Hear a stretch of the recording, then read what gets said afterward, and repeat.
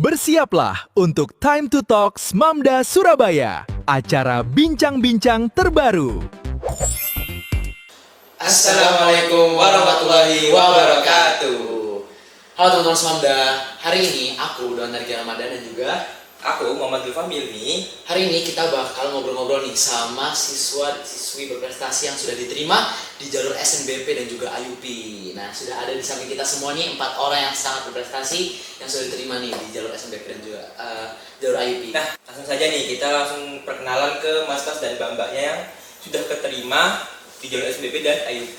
Nanti langsung aja perkenalan nama, kelas, nanti keterima di universitas mana dan juga lewat jalur apa. Oke, langsung aja ke masnya itu dulu. Hai, saya Rasman dari kelas 12.1 dan saya keterima di ITS Teknik Informatika IUP dan juga IUP ITB STIK Sistem Informasi. Halo semuanya, nama saya Bima. Saya dari kelas 12.1 juga. Saya diterima di IUP FTMB ITB, lebih tepatnya Teknik Mesin, dan di Teknik Informatika ITS. Salam kenal semua, saya Haris dari kelas 12.1 juga dan saya diterima di Fakultas Kedokteran Gigi Universitas Airlangga jalur SNBP. Hai, aku Mercy dari kelas 12.1 dan aku keterima di Kedokteran Universitas Airlangga lewat jalur SNBP. Teman-teman, di sini aku dan Fahmi sudah mempersiapkan pertanyaan untuk kakak kelas kita yang sudah berada di sini. Nah, langsung aja aku bacakan pertanyaan pertama untuk Mas Hasan. Nah, untuk Mas Hasan nih, kan keterima di Kedokteran Gigi UNER. Nah, pas pertama kali tahu kalau lo masuk ke Kedokteran Gigi UNER tuh momennya kayak gimana sih? Dari kaget, haru, atau langsung bersyukur? Oke, jujur waktu pengumuman kemarin rasanya itu campur aduk banget. Ada rasa bahagia, ada rasa haru, ada rasa syukur, ada rasa lega juga. Tapi yang paling dominan tuh rasa lega. Karena waktu lihat pengumuman kemarin dan hasilnya biru, itu saya merasa bahwa perjuangan saya selama 3 tahun di Semamda kemarin, menjaga konsistensi nilai, menjaga ranking, itu terasa sangat membahayakan. Kalau tadi kan kita kan habis tanya-tanya ke kakak kelas kita yang keterima di kedokteran gigi nih. Nah, sekarang kita lanjut ke kakak kelas yang keterima di kedokteran UNER. Barusan kan kita habis tanya ke Mas Hasan yang keterima di kedokteran gigi nih. Selanjutnya kita bakal lanjut ke salah satu kakak kelas kita yang keterima di kedokteran UNER, yaitu adalah Mbak Mercy. Kan kalau kedokteran UNER sendiri yang teman-teman tahu, itu adalah salah satu fakultas yang sangat diminati oleh banyak siswa-siswi SMA khususnya kelas 12 atau mungkin di bawahnya juga bisa.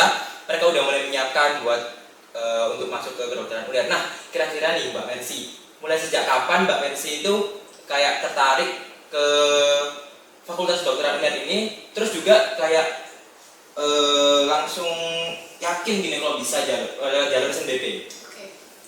Kalau aku sendiri ya, kebetulan kalau misalnya ditanya sejak kapan tuh jawabanku tuh selalu sama. Karena aku dari dulu, dari awal itu udah selalu memilih kedokteran UNER gitu. Selalu kedokteran dan selalu UNER kalau bagi aku ya. Dan kalau ditanya kapan aku merasa yakin gitu ya, itu sebenarnya aku juga nggak yakin meskipun banyak orang tuh ngomongnya kayak kamu pasti lolos gitu. Cuman aku tuh merasa kayak ya enggak gitu loh. Yang kita ini ngomongin kedokteran yang saingannya pasti jauh lebih keren-keren daripada aku dan alhamdulillahnya lolos. Alhamdulillahnya Mbak Mercy ini keterima di Fakultas Kedokteran UNER nih teman-teman. Oke, tadi kan kita udah ke kedokteran UNER ya Mbak Mercy. Nah, ini kita balik lagi ke kedokteran gigi UNER nih. Nah, Mas Haris, aku mau nanya dong, kira-kira nih selama persiapan SNBP, kira-kira hal-hal kecil apa yang ternyata tuh paling ngaruh sih buat persiapannya Mas Haris selama SNBP ini? Kalau ngomongin kebiasaan kecil tuh sebenarnya banyak ya. Tapi menurut aku yang paling penting, apapun kebiasaannya, asalkan itu baik, yang penting adalah konsistensi. Kalau aku sendiri, aku tuh menerapin kebiasaan buat belajar setiap hari mau sedikit apapun itu. Dan selain itu aku juga aktif ngikut lomba-lomba, walaupun aku sendiri masih nggak yakin buat menang, tapi yang penting lomba itu aku ikutin. Dan alhamdulillah kemarin aku sempat 2 kali menang lomba matematika. Berarti walaupun malas tuh, walaupun 5 menit, 10 menit belajar itu tetap belajar ya setiap hari ya? Penting banget ya. Oh, tuh teman-teman, bisa nih kita ikutin tips dari Mas Haris. Oke, lanjut yuk kita ke pertanyaan selanjutnya. Nah, habis itu kita lanjut ke Mbak Mercy lagi nih. Kan tadi kan Mbak Mercy kan bilang, walaupun banyak yang bilang kalau Mbak Mercy ini pasti lolos kedokteran UNER, Nah itu kan tadi kan Mbak Mercy sendiri kayak ngerasa tetap gak yakin gitu kan. Nah itu gimana Mbak caranya Mbak Mel sendiri buat pada akhirnya tuh ngerasa beda atau bangkit dari rasa tidak percaya diri itu? Setelah daftar SNBP itu kan otomatis kita udah nggak bisa ngapa-ngapain lagi ya. Maksudnya we have nothing left to do. Jadi ya aku tuh selalu menerapkan mindset bahwa kalau emang untuk kita ya pasti akan diberi jalan gitu, pasti dimudahkan untuk kita. Makanya yang bisa saya lakukan cuma berdoa dan akhirnya lulus. Nah, kalau boleh tahu nih, kan tadi kan Mbak Mici kan bilang dari dulu kan mau terus dari awal tuh buat milih kedokteran dan kedokteran UNER nih.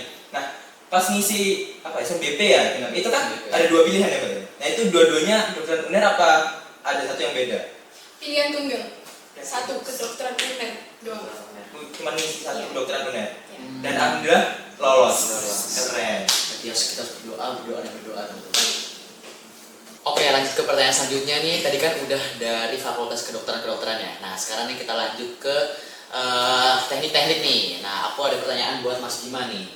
Nah, untuk Mas Bima, kan Mas Bima nih kan keterima di dua pilihan yang keren banget nih, kampus yang terkenal di Indonesia, ITS sama ITB nih teman-teman. Nah, itu tuh waktu itu cara nentuin pilihan IUP-nya itu gimana sih, dan apa yang jadi pertimbangan utama dalam menentukan IUP-nya itu? Jadi alasan pertama nih, saya milih IUP itu karena saya yakin untuk lowongan pekerjaan itu nggak harus di lokal ya, bisa di internasional juga. Dan saya yakin dengan saya masuk IUP ini, saya tuh bisa ada dua kesempatan lebih besar lah, either saya bekerja di Indonesia atau di luar negeri. Dan untuk memilih universitas dan jurusan sendiri itu tergantung minat kita nanti ingin bekerja di mana. Saya sendiri kan pengen di oil field service kayak di Schlumberger, Halliburton atau Baker Hughes. Oleh karena itu saya milih teknik informatika. Teknik informatika IUP itu bisa kita jadi ngurus front end website atau back end website. Sedangkan kalau di jurusan ITB saya ngambilnya kan FTMD di teknik mesin. Itu bisa di drillingnya, bisa di mekanisme pengukuran minyak segala macam. Dan pada akhirnya saya milih teknik mesin ITB karena untuk demand pekerjaan di oil field service itu lebih banyak di teknik mesin daripada teknik informatika. Ya pertimbangan utamanya seperti itu. Berarti emang udah ada rencana mau kerja nih ke luar negeri? Ya. Oh, udah ada rencananya. Itu teman-teman. Kan ada teman-teman. ITS sama ITB itu bukan kamu sama main-main di Indonesia, dan Mas Bima nih keterima di dua-duanya. Jauh. Kita lanjut ke Mas Hasvan nih. Jadi IUP itu kan beda jalur ya, kayak lebih ke internasional undergraduate program. Nah, itu dari awal tuh emang sudah menargetkan untuk ambil IUP atau kayak coba-coba gitu ambil hoki-hokian? Itu gimana Mas? Ya sebenarnya aku sudah ngincer IUP ITS itu sejak kelas 11 semester 2. Tapi walaupun aku ngincer IUP ya, aku masih lakuin persiapan buat UTBK dengan tes dan lain-lain. Karena kalau misalnya all in satu jalur itu kan pasti kan kayak bunuh diri gitu kan. Jadi sebagai amannya itu ngikutin berbagai jalur gitu. SNBP, IUP, SNBT, semua diikutin lah. Berarti kayak kalau persiapannya ini udah dilakuin dari kelas 11 dulu. Emang dari kelas 11 ini udah ingin buat ngambil IUP gitu? Iya. Oke, kita balik lagi nih ke Mas Bima nih. Nah, Mas Bima, selama persiapan tuh apa yang paling menantang dari jalur IUP ini dibanding dengan jalur biasa? Kalau menurut saya lebih menantang itu adalah tes kemampuan di bahasa Inggris kita. Soalnya kan IUP ini base-nya udah English kan. Di kelas juga ntar bakal pakai bahasa Inggris, dan salah satu persyaratannya itu kita harus ngambilin TOEFL atau IELTS. Saya sendiri tuh niatnya emang ngejar IELTS kan. Itu kurang lebih saya belajar 3 bulan, dan ya selama tryout itu saya sempat dapat 6, sempat dapat 7, dan itu masih lumayan rendah untuk standar di ITB sama ITS terutama. Dan alhamdulillah pas tes aslinya saya akhirnya dapat 8, dan itu akhirnya saya bisa tembus ke ITB ITS. Dan hal yang paling menantang kedua itu adalah di proses pembuatan esai kayak personal statement atau motivation letter. Karena di situ tuh kita harus mengeluarkan apa yang di pikiran kita, kenapa kita mau masuk IUP, kenapa kita milih ITS atau ITB, kenapa kita milih jurusan tersebut, dikemas dengan formal dan dalam berbahasa Inggris. Jadi kita tuh harus merhatiin grammar, merhatiin keformalitasannya juga. Jadi ini sopan nggak buat dikasih ke rektorat atau kasih ke penerimaan mahasiswa. Dan menurut saya di dua itu sih yang paling susah, yang paling menantang juga. Oke, tapi kan karena Mas Bima ini udah punya basic di kelas internasional juga ya, jadi bisa lebih mudah lah ya dari kelas 10, 11, 12 kan yang udah pakai bahasa Inggris terus ya. Ya, alhamdulillah karena di internasional bisa. Berarti terbantu banget ya kelas Terbantu, internasional ini. terbantu. Oke. Jadi teman-teman yang mau masuk IUP ini bisa banget nih kalau masuk Smamda nih ke kelas internasional nih. Jadi dari kelas 10, 11, 12 tuh bisa ngebantu banget. Kita lanjut nih ke Mas Evan lagi. Nah, kalau boleh jujur nih Mas ya, menurut Mas sendiri tuh apa sih nilai jual Mas yang bisa Mas tawarkan agar Mas ini tuh bisa keterima di dua kampus besar ini? Oke, jadi untuk IUP itu pastinya berbeda-beda ya setiap universitas. Jadi untuk kasus saya di ITS dari ITB. Nah, untuk di ITS ini itu lebih ke motivasi pribadi saya. Saya ingin menjadi apa ke depannya, dan dengan di ITS ini saya goalnya itu untuk apa sih, mendapatkan apa. Nah, sementara untuk yang di ITB itu juga dia lebih fokus ke akademik. Jadi di ITB itu juga ada tesnya, yaitu EQ test. Itu diujikan soal-soal matematika lanjutan, dan juga fisika. Dan itu jujur ya susah banget. Susah. Nah, jadi ini teman-teman ada yang mengambil IUP ini benar-benar harus disiapkan, dan juga jelas alasannya mengapa mengambil jurusan tersebut di fakultas tersebut, di universitas tersebut. Kemudian juga harus persiapannya ini benar-benar matang dan dipersiapkan yang sebanget-banget. Soalnya katanya Mas Resman sendiri tadi kan juga bilang katanya pernyataan itu emang susah banget buat tesnya gitu ya Mas ya. Iya. Nah, Aku juga mau nanya lagi nih ke Mas Haris lagi nih. Nah ini adalah salah satu pertanyaan juga yang paling penting ya tentang pola belajar nih. Nah Mas Haris, boleh nggak sih kita dibocorin nih tentang pola belajarnya Mas Haris itu lebih ke tipe yang disiplin banget atau lebih ke fleksibel tapi itu konsisten? Tiap orang kan pasti pola belajar itu beda-beda ya. Iya, Kalau benar. aku sendiri tuh aku gampang burn out orangnya. Oh. Jadi aku tipe orang yang belajarnya secukupnya tapi konsisten. Nah, karena aku gampang jenuh tadi, akhirnya aku punya strategi sendiri dalam belajar. Nah, beberapa teknik-teknik yang aku pakai. Nah, karena aku gampang jenuh tadi, akhirnya aku develop teknik-teknikku sendiri dalam belajar. Contohnya itu teknik Pomodoro. Itu teknik dimana kita belajar selama 50 menit atau 30 menit, kemudian meluangkan beberapa waktu juga untuk istirahat. Jadi belajar istirahat. Nah, tapi di sesi belajar itu harus benar-benar fokus teman-teman. Jadi aku juga sering pakai aplikasi-aplikasi buat bantu belajar. Contohnya aplikasi Fokus. Nah, aplikasi ini tuh biasanya nge-lock HP aku biar nggak bisa dibuka kayak gitu. Oh. Terus juga tiap-tiap pelajaran tuh cara belajarnya tuh beda juga. Jadi misal matematika itu aku lebih kuatin di latihan soal. Kalau biologi, sejarah itu kan kebanyakan hafalan ya. Nah, itu aku biasanya pakai teknik Feynman. Itu jadi kita seolah-olah jadi guru gitu buat Kayak kita ngajar sendiri. gitu ya? Kita ngomong ke diri kita sendiri. Nah, selain itu juga pakai yang namanya active recall. Itu biasanya aku nulis materi-materi yang ada, biasa kan dikasih PPT tuh. Nah, terus habis itu aku recall semuanya tanpa melihat, dan di situ kan kelihatan tuh bagian yang merumpang tuh bagian yang mana. Nah, di situ aku recall lagi sampai akhirnya hafal. Jadi penting banget buat tahu pola belajar, metode belajar, dan juga jadi penting banget buat tahu teman-teman itu ciri-ciri orang yang tipe belajarnya kayak gimana gitu, karena setiap orang tuh beda-beda ya. Iya benar. Tapi pernah nggak sih kayak sehari tuh males gitu belajar, kan kadang tuh ada orang kayak belajarnya 50 menit, istirahatnya 2 jam gitu, jadinya kayak akhirnya nggak belajar lagi. Pernah nggak sih kayak gitu? Terus Itu cara nanganin kayak gitu tuh gimana? kalau kayak gitu tuh pastinya pernah ya. Kalau aku misalnya merasa jenuh, itu aku bener-bener langsung nggak belajar, jujur. Karena menurutku kalau aku udah burn out, aku mau sebelajar apapun materinya bakal gampang lupa gitu. Masuk ya soal. Iya. Jadi aku alihkan langsung ke hobi-hobi aku, kayak ada menggambar, menulis, dan kadang-kadang aku juga jalan-jalan di sekitar perumahanku. Oh gitu. Oke, bisa diikutin ya teman-teman pola belajaran dari Mas Haris, keren banget. kita lanjut lagi ke Pak Garis lagi nih. Nah, jadi kan di sekolah itu kan banyak kegiatan-kegiatan nih.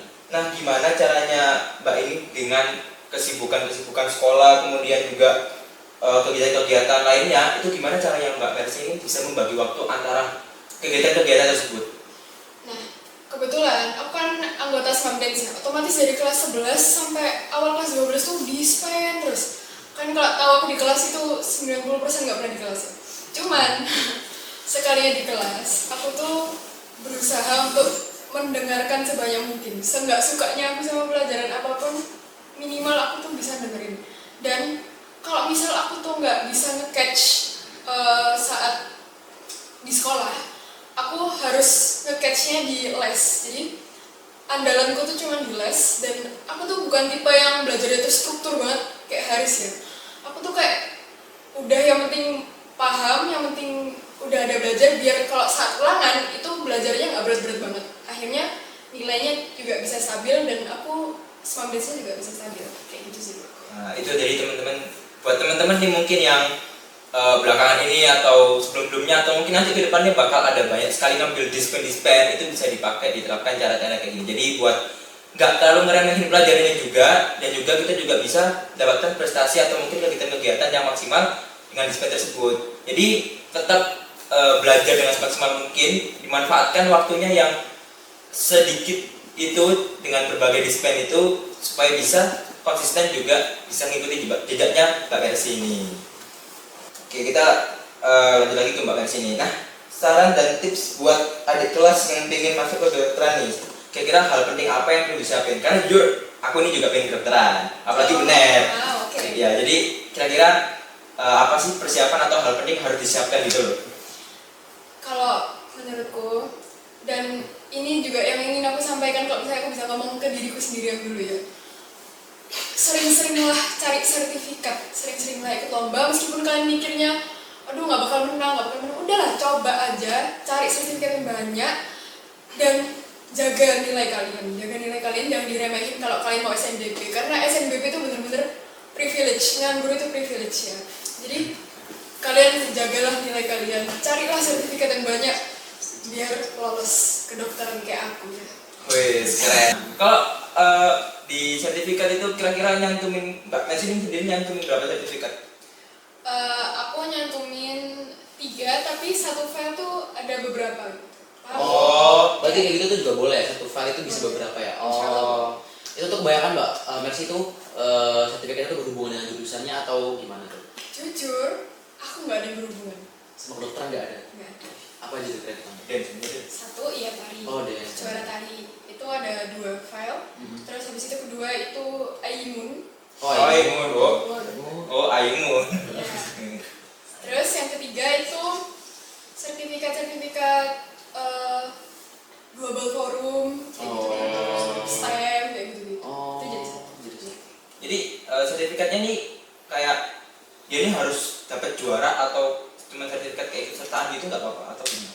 Kalau bisa juara. Juara. Kalau bisa juara, kalau bisa linear juga. Jadi aku nih kebantu eligible doang, alhamdulillah ya. Ya sebenarnya eligible tuh ngaruh, dan juga buat dapat eligible tuh harus nilainya juga harus stabil gitu ya Mbak ya. Apalagi UNER Apalagi tuh suka UNER. banget eligible. Iya sih. 2 tahun belakangan ini alhamdulillah keterima UNER, dokter UNER ya. Iya. Ya. Nah, tadi kan kita udah ngobrol-ngobrol nih sama Mas Hari sama Mbak Mercy nih. Nah, ya kita balik lagi nih ke Mas Bima sama Mas Resvan ya. Nah, jadi untuk Mas Bima nih, aku mau nanya, Mas Bima, kira-kira kalau misalnya boleh flashback nih ya, kira-kira apa keputusan yang paling tepat yang Mas Bima ambil selama SMA ini, dan akhirnya tuh bisa nganterin Mas Bima ini buat keterima di IUP? Jujur, kalau misalnya dipikir-pikir ya, keputusanku yang paling tepat itu datang sebelum resmi jadi murid Smamda, yaitu milih, waktu daftar itu milih kelas internasional. Karena setelah aku pikir nih, benefitnya aku masuk ke kelas internasional itu banyak, terutama buat aku yang pengen keluar negeri gitu ya, pengen di IUP.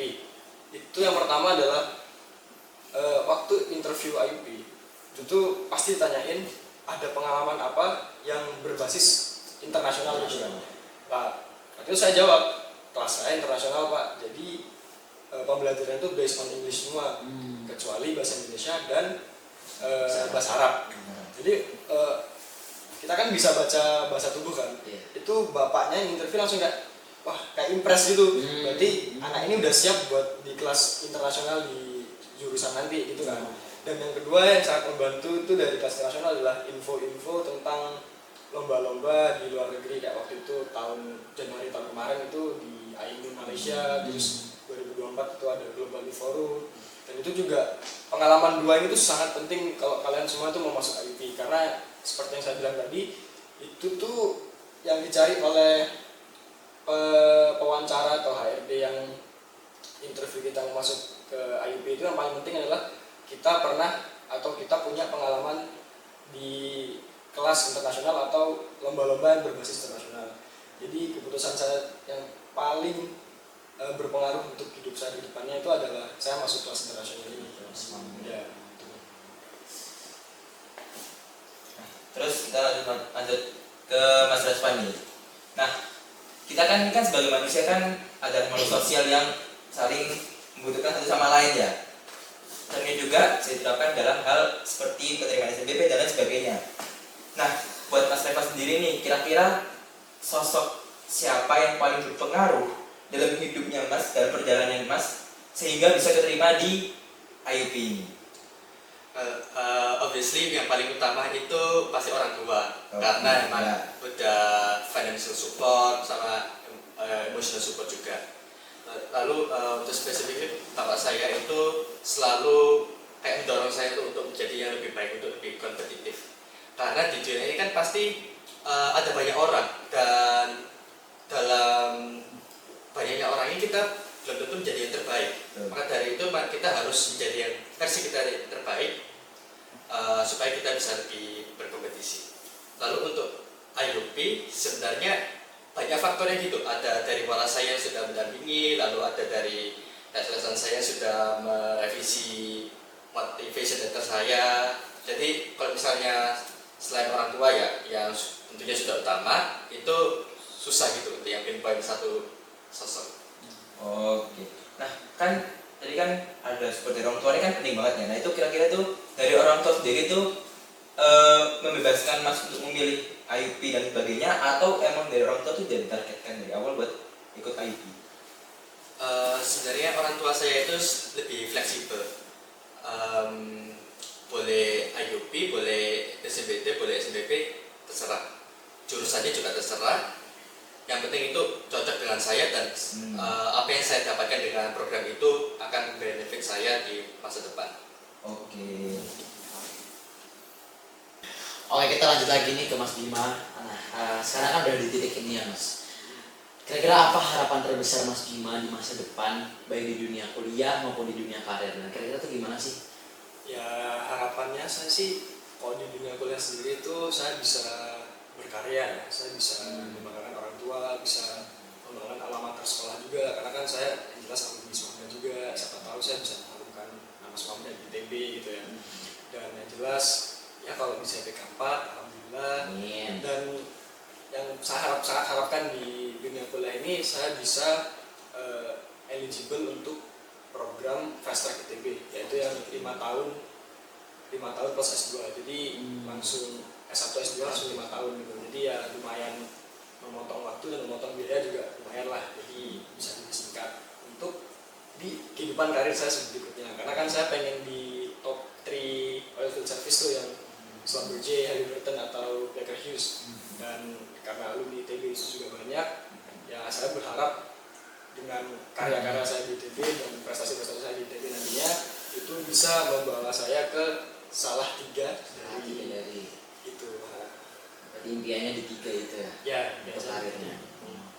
Luar biasa sekali, udah keplanin berarti ya masih dari Salah sekarang. juga ditanya. Nah, ini pertanyaan terakhir nih buat Mas Reswan.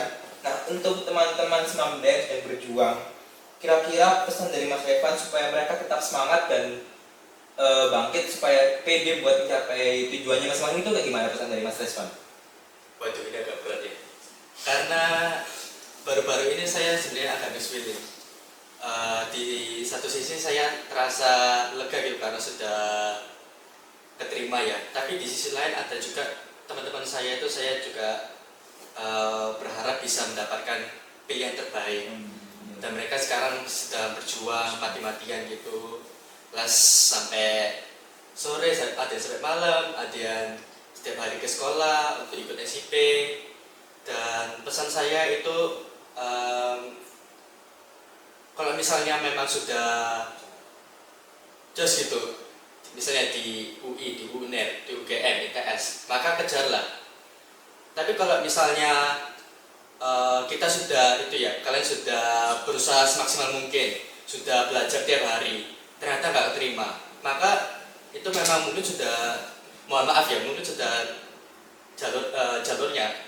Karena yang menentukan kita hebat atau tidak itu bukan hanya PTN saja, tapi juga motivasi kita untuk menjadi yang terbaik. Asik. Nah itu dia teman-teman, jadi buat Mas dan Mbak sekarang yang sedang berjuang untuk mempersiapkan UTBK-nya, tetap semangat dan juga tetap di apa ya, motivasinya itu ditingkatin, naikin lagi supaya benar-benar kesampaian untuk mendapatkan universitas atau tujuannya masing-masing. Yes. Mas Ari kan mungkin pernah ada di titik kayak merasa nggak bakal lolos nih di SNPP. Benar. Nah dalam situasi itu gimana sih dari lingkungan Semanda tuh ngebantu Mas Ari tuh buat bangkit lagi?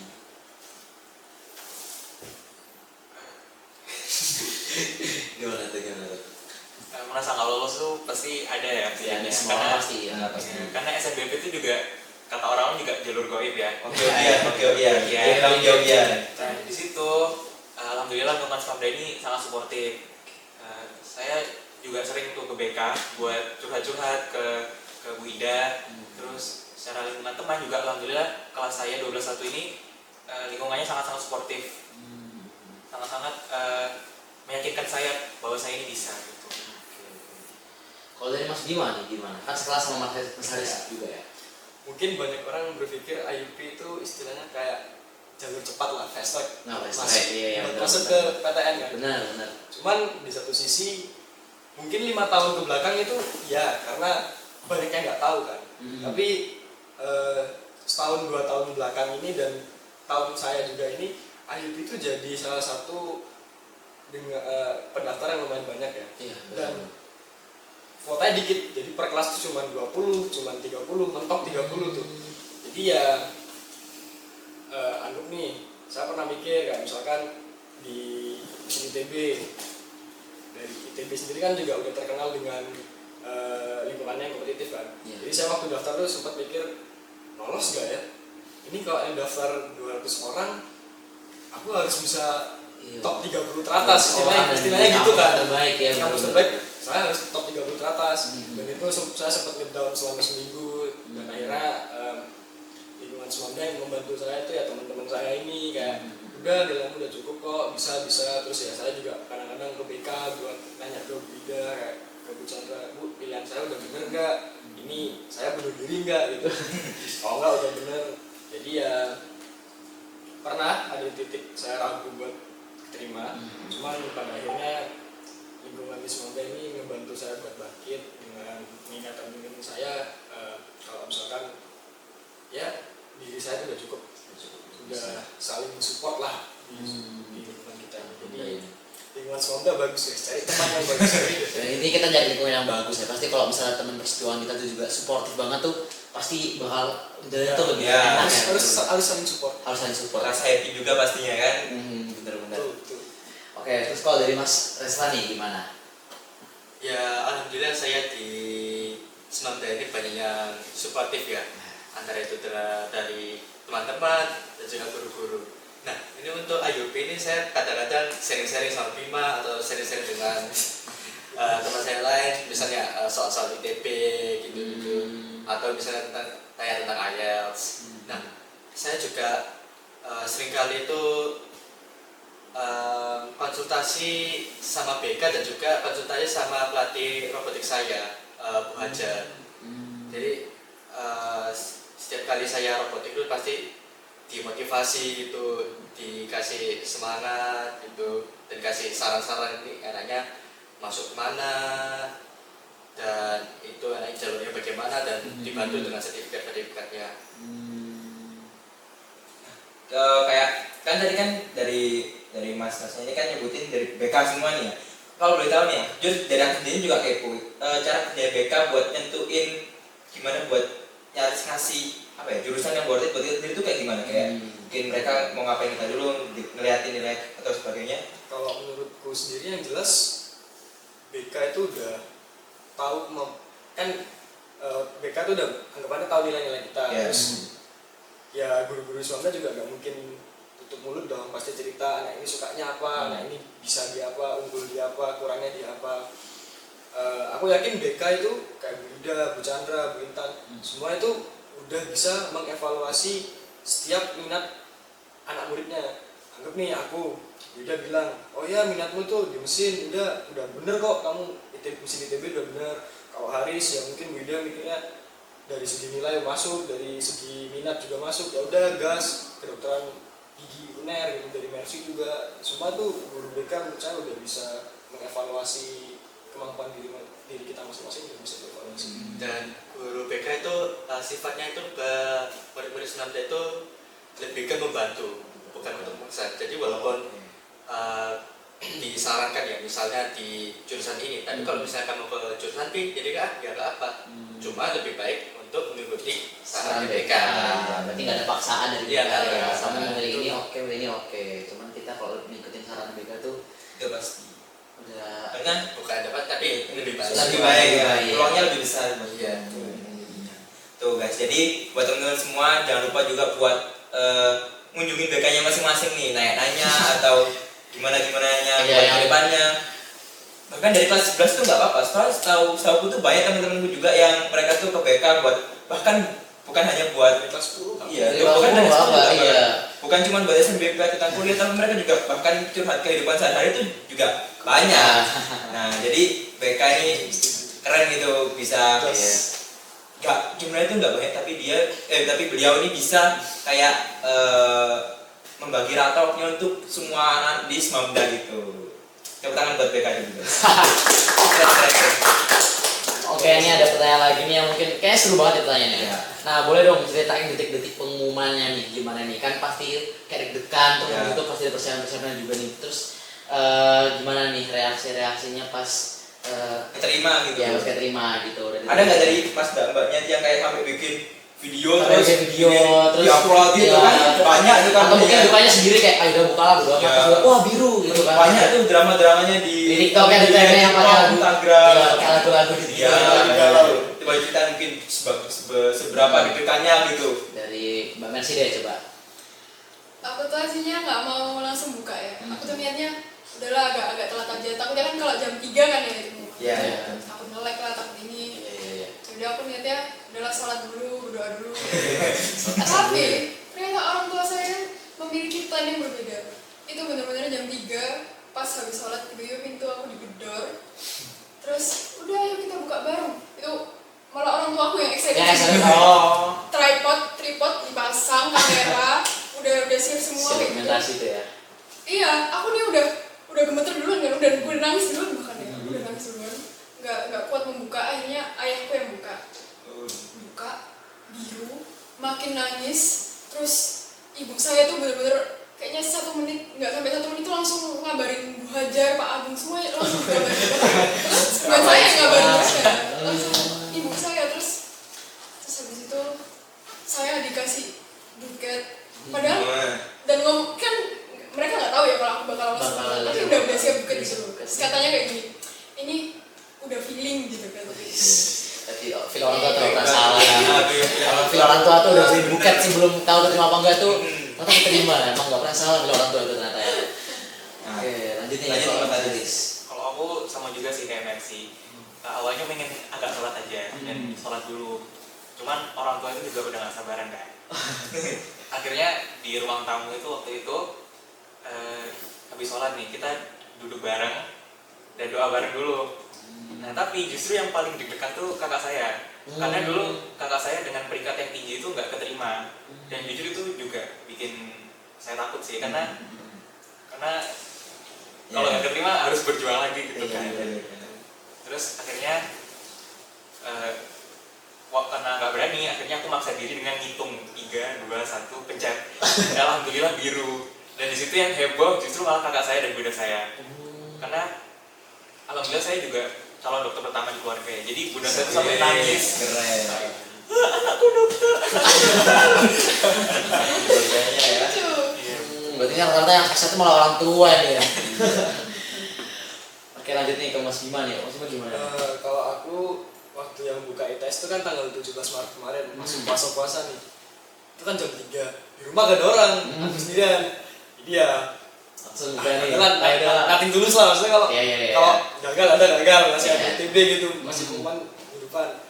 Ternyata biru, ternyata hijau tuh, bukan biru, hijau. Oh, iya, hijau, hijau ya. Ayo hijau bukan biru. Iya, biru. Aku langsung nggak, ya langsung telepon orang tua, langsung telepon kakak saya juga, terus katanya selamat ya bahagia pada umumnya, cuman nggak kerasa karena gak ada orang. Karena ada orang, oh, saya belum dapat nih, soalnya dari telepon ya. Cuman pas yang ITB tanggal 2 April kemarin ini, Mhm.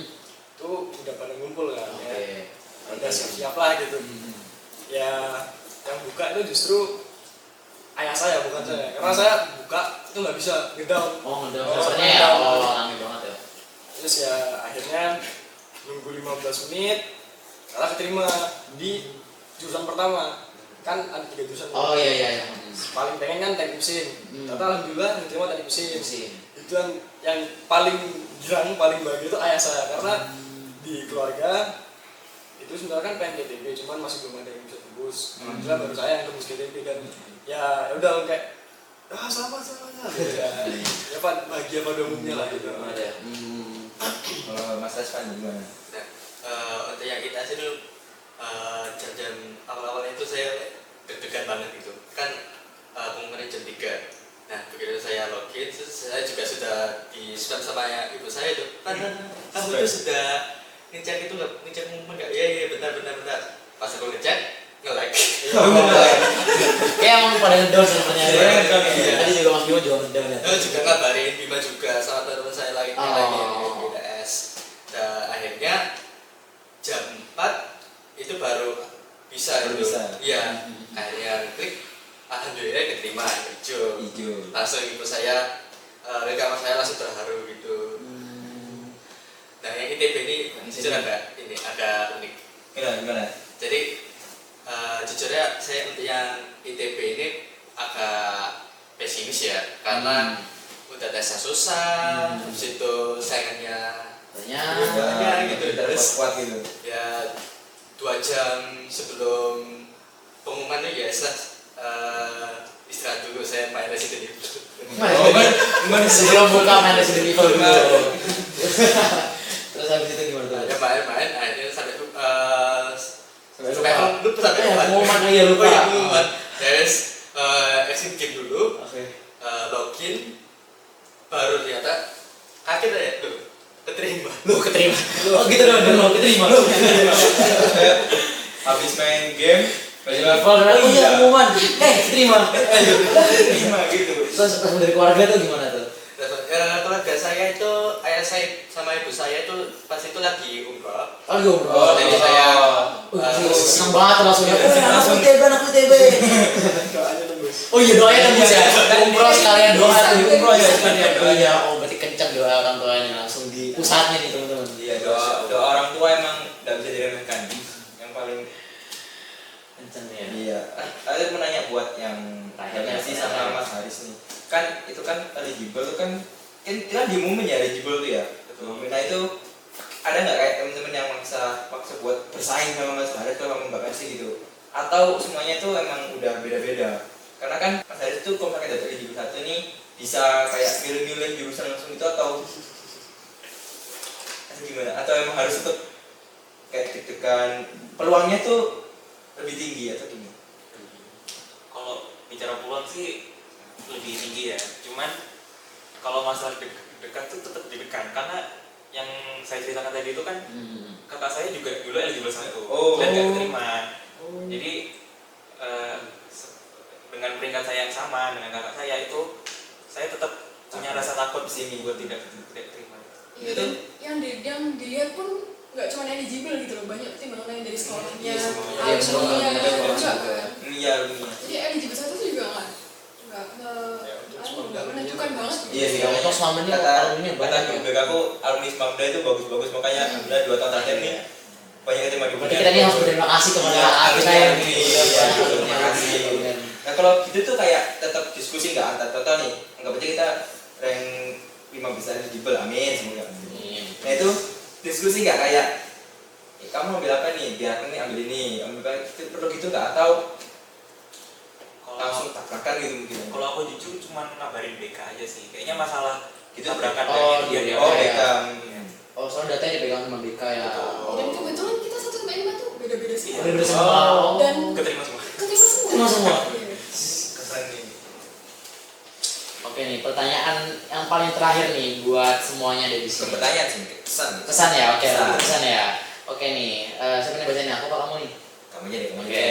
Nih, terakhir ya, pesan dari Mas Haris, Mbak Mercy, Mas Bima dan juga Mas Rizvan ini ke adik kelas yang SMP, kenapa harus memilih Smamda nih buat lanjut dari jenjang SMP ke SMA nih? Kira-kira kenapa nih? Mungkin bisa dari sini nih mungkin ya, Mas Rizvan. Ya, jadi Smamda ini fokusnya walaupun ada siswa yang fokus akademik kayak Haris, tapi juga kita juga banyak yang fokusnya kayak IPN, organisasi dan juga ekstrakurikuler yang tentunya banyak banget di Smamda.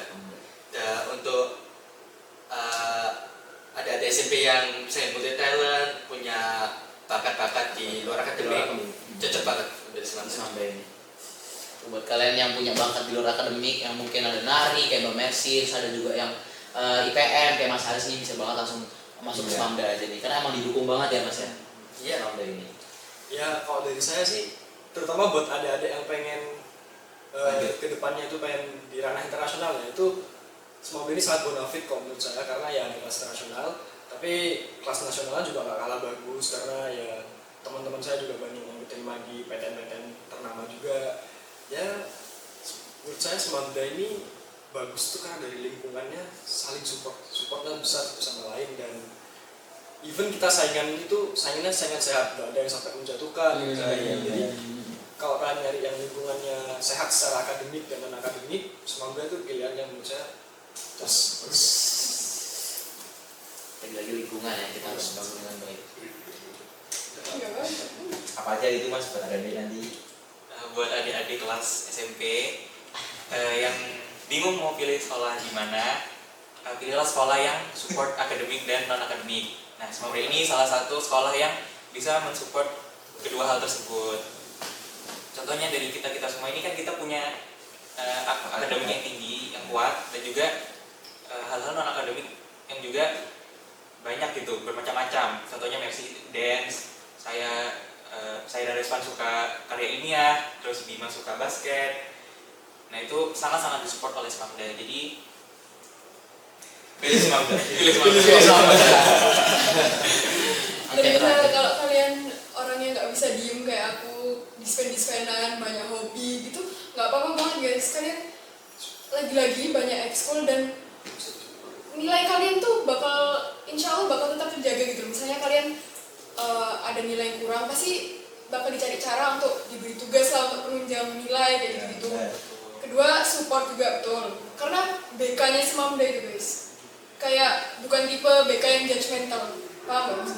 Kayak banyak kan sekolah yang BK aku tuh nyaraninnya kayak gini, kayak ngelarang aku buat yang aku mau kayak gini. Enggak guys, BK Smamda itu sangat suportif, dan misal kita ada pilihan yang kurang cocok, pasti dialihkannya tuh pelan-pelan, kayak dengan halus gitu. Dan pokoknya Smamda dan info lomba-lomba Smamda itu juga selalu update gitu. Jadi kalian kalau mau nyari sertifikat juga gampang yang kayak aku bilang tadi.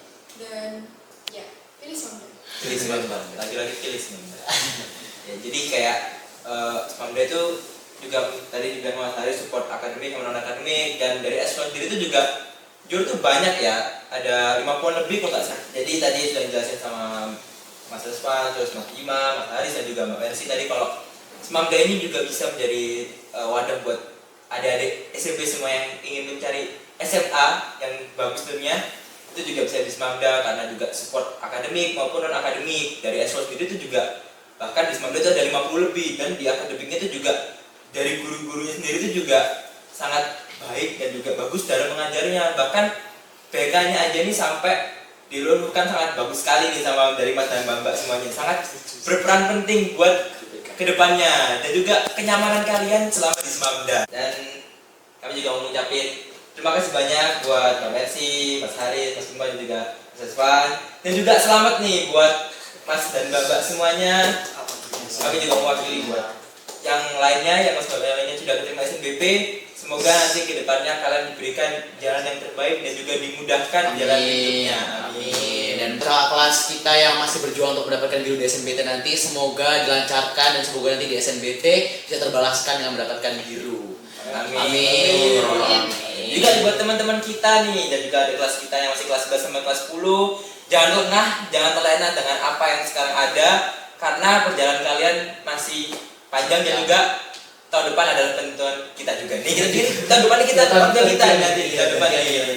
Dan juga mau doanya dari Mas dan Mbak semua alumni yang sudah keterima di jalur-jalur dan juga mencapai tujuannya masing-masing. Oke, mungkin udah itu ya. Ya itu aja mungkin ya. Oke. Kita mau mengucapkan terima kasih sekali lagi, terima kasih nih Mas Mbak yang sudah bersedia buat diwawancara seperti ini. Maaf nih kalau mengganggu, mungkin waktunya berapa jam ya, hampir 1 jam ya ngobrol-ngobrol. Oke, nganggur. Oh iya, udah SNBP udah nganggur 2 bulan, 2 bulan nganggur ya. Nanti 3 bulan nganggur nih. Kapan nanti masuk itu? Agustus 17 Agustus. Itu September. Oh iya, September. Oh, September. Iya, beda-beda. Iya beda-beda ya. 4 bulan, 5 bulan. Tuh, dengerin tuh buat teman-teman kita nih. Dengan keterima SNBP kita bisa nganggur, tapi nganggurnya nganggur yang berkelas sekali ya, terima SNBP gitu. Iya, tapi yang belum terima nggak apa-apa karena SNBP nggak keterima itu bukan anda segalanya. Ya, Masih betul. ada jalur lainnya, ada SNBT, Mandiri dan juga jalur lainnya. Jadi Ibarat pada kayak- semangat, Ya ibarat itu kayak balas dendam nanti di SNBT gitu. semangat ya. Semangat. Oke, mungkin itu dari kami selaku host. Host. Izin pamit dan undur diri. Terima kasih banyak. Wassalamualaikum warahmatullahi wabarakatuh.